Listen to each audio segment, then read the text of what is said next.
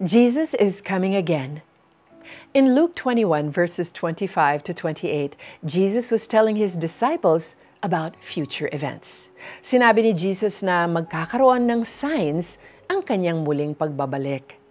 Then everything that Jesus said about his second coming, he sealed with verse 33, kung saan sinabi ni Jesus na ang lahat ng mga bagay dito sa mundo ay lilipas, pero ang kanyang mga salita ay mananatili magpakailanman.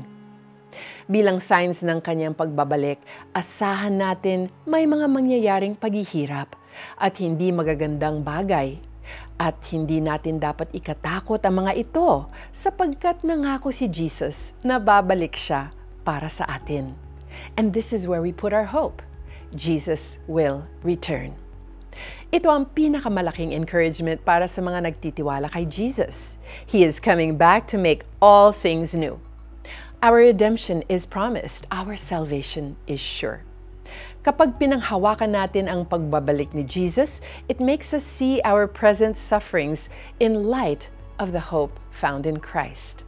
We can name all our sufferings, all our hardships, all our frustrations, all our failures, all our weaknesses, all our insufficiencies, and all our sinfulness.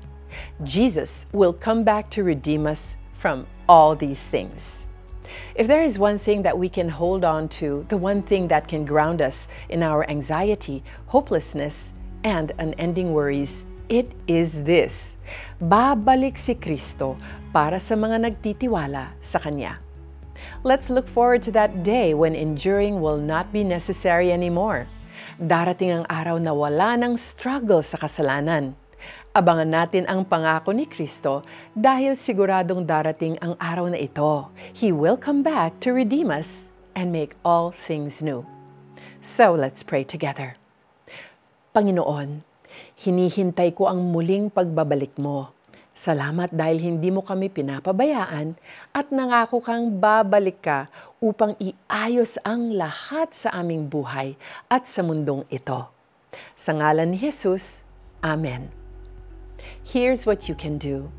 Take this time right now to remember that Jesus is coming back to make all things new.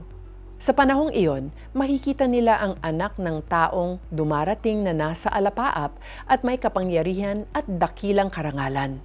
Kapag nagsimula ng mangyari ang mga ito, magalak tayo sapagkat malapit na ang inyong katubusan.